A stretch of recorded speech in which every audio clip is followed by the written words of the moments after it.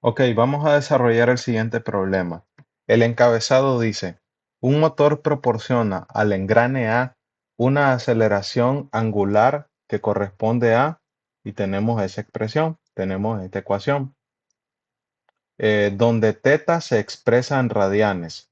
Si este engrane se gira, gira inicialmente a una aceleración, una velocidad angular de 20 radianes por segundo, determine la velocidad angular del engrane B después de que A sufre un desplazamiento angular de 10 revoluciones. Entonces, en este caso, tenemos en este pequeño gráfico un poco cómo funciona este problema. Entonces, ¿qué es lo que va a ocurrir? Dice que hay un motor que genera una rotación a este engrane de acá. Entonces, obviamente que cuando este comienza a girar, también hace por el mismo sistema de acoplamiento que B comience a rotar. De tal manera que nosotros, no, bueno, el problema lo que nos pide es precisamente determinar cuál va a ser la velocidad del engrane B después de que A sufre un desplazamiento de 10 revoluciones. Sabemos de que los desplazamientos en este tipo de problemas son desplazamientos angulares. Entonces, también estos están asociados cuando hablamos explícitamente de puntos alrededor de los contornos o circunferencias que rotan, de desplazamientos con magnitudes que son lineales, metros por segundo, aceleraciones que no son angulares, que pueden ser metros por segundo cuadrado, etcétera. Entonces, pero lo que nos piden es determinar cuál va a ser la velocidad del engrane B después de que A sufre cierto desplazamiento angular, que en este caso ese desplazamiento angular son 10 revoluciones, que las podemos convertir, estas 10 revoluciones con una regla de 3 las convertimos a radianes, porque sabemos que una revolución son 2 pi radianes. Entonces, ¿qué es lo que vamos a hacer? Como nos piden explícitamente un valor de velocidad en B, primero necesitamos conocer cuánto es la velocidad en A. Cuando obtenemos qué cosa? Un desplazamiento de 10 revoluciones. Entonces, ¿en qué me tengo que concentrar? Si quiero determinar cuál va a ser la velocidad en B, necesito determinar primero la velocidad en A, que es la que hace que B rote. Entonces, si quiero la velocidad en A, ¿qué tengo como dato? Tengo como dato esta expresión de la aceleración. Entonces, ¿qué pasa? Que dentro de la construcción teórica, nosotros miramos esta expresión de acá, que es análoga a lo que estudiamos en cinemática de la partícula, en donde la aceleración angular multiplicado por el diferencial, en este caso el diferencial de los desplazamientos angulares es igual a la velocidad angular por el diferencial de velocidad angular.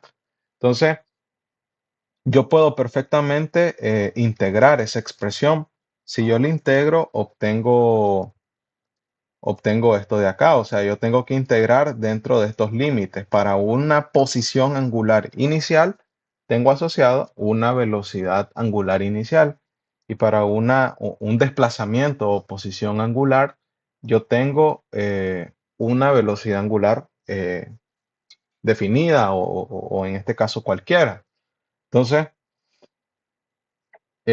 por qué tengo que utilizar esta expresión y no la expresión del tiempo? Porque precisamente el problema me está dando la aceleración angular como una función no explícitamente del tiempo, sino de qué cosa, de la posición angular. Entonces, yo puedo perfectamente aprovecharme de esta expresión de acá para poder determinar mi velocidad angular en función de también el ángulo.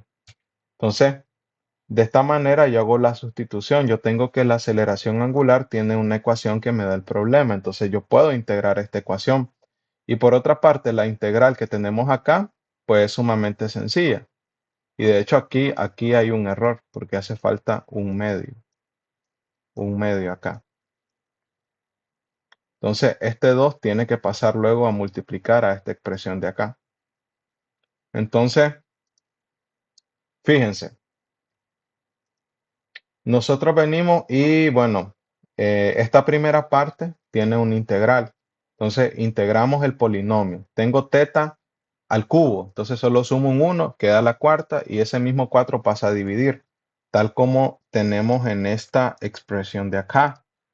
Entonces, punto 5 es una constante, pues simplemente le agrego el teta, el ángulo o posición angular, y evalúo dentro de mis dos límites, dentro de mi posición angular inicial, que es 0, y dentro de una posición teta que yo desconozco.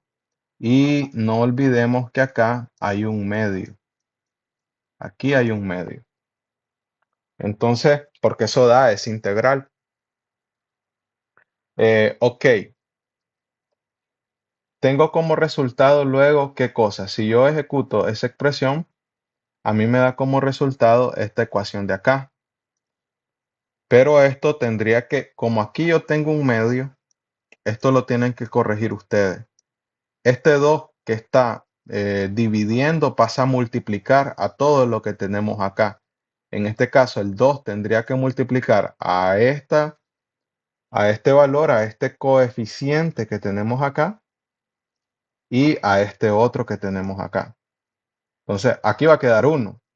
Y simplemente el 2 que está dividiendo pasa a multiplicar y esta velocidad angular inicial al cuadrado que está, bueno, sí, prácticamente esta velocidad inicial al cuadrado está restando, pasa luego a sumar, tal como tenemos acá. Y luego el 2, que es el exponente de la velocidad angular a, está, bueno, es un exponente, pasa a ser un radical. De tal manera que yo puedo luego sacar raíz y obtengo esta expresión para la aceleración angular. Entonces, ¿dónde tendría que hacer la corrección? Tendría que hacerlo dentro de la expresión de la velocidad. O sea, tengo que multiplicar por 2 los términos. Entonces, aquí multiplico por 2 y aquí pues simplemente va a quedar un 1. Y bueno, aquí ya se me actualizó la respuesta. Pero bueno, eso lo vamos a ver una vez que terminemos de hacer el desarrollo. Ok, entonces, ¿qué dato me daba el problema? El problema me decía que la posición, eh, necesitamos determinar cuál va a ser la velocidad en B. Ok, para eso necesitamos la velocidad en A. Cuando hay un desplazamiento de 10 revoluciones, entonces necesito, ok, yo ya tengo, ojo con esto, tengo la velocidad en A en función de, ¿qué cosa? En función de los desplazamientos angulares, es decir, teta. Entonces, ¿cuánto es el desplazamiento donde tengo que evaluar la velocidad? 10 revoluciones, pero yo necesito que eso esté expresado en radianes. Por lo tanto, puedo usar una regla de 3.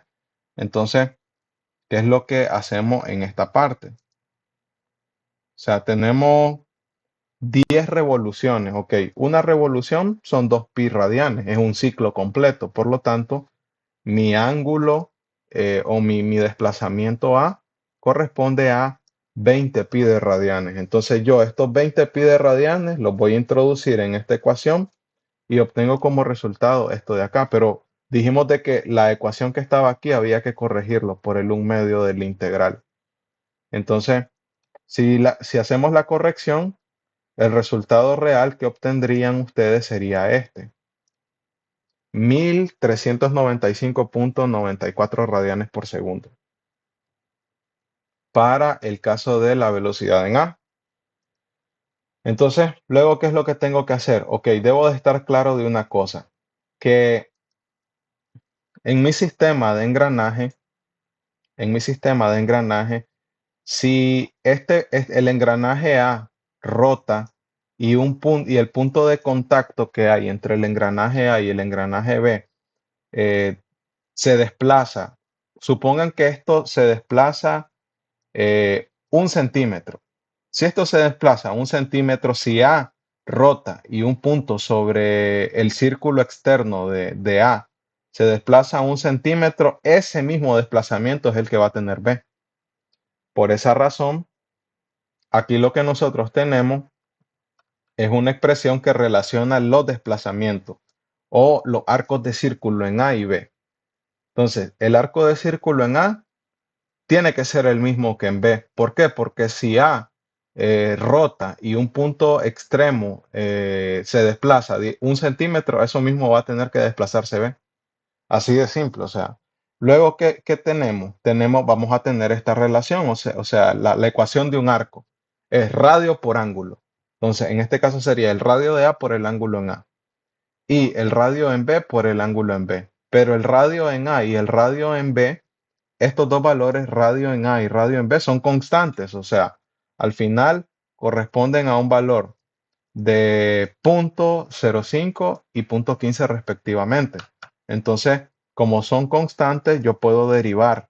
Y lo único que tendría, que podría derivar en el tiempo serían, ¿qué cosa? Serían los valores de, bueno, prácticamente los desplazamientos angulares. O sea, si yo derivo respecto al tiempo, la posición angular que voy a obtener, voy a obtener velocidad angular.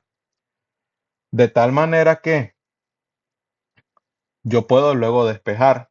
Ok, ¿conozco la velocidad angular en A? Sí, la acabo de calcular. ¿Conozco el radio en A? Sí, es 0.015. ¿Conozco el radio en B? Sí, también es 0.15. ¿Qué es lo que desconozco? Desconozco la velocidad angular en B, que es lo que me están pidiendo. Entonces, simplemente me queda despejar. El radio en B que está multiplicando pasa a dividir. Entonces, si pasa a dividir, ¿qué es lo que hago? Simplemente eh, sustituyo valores, o sea, toda esta información ya la conozco. Esto es 0.015, esto es 0.05, esto es 0.15 y esto es, bueno, en este caso no corresponde este valor porque la ecuación había que corregirla. Entonces, la verdadera velocidad angular en B daría como resultado 465.313 radianes por segundo.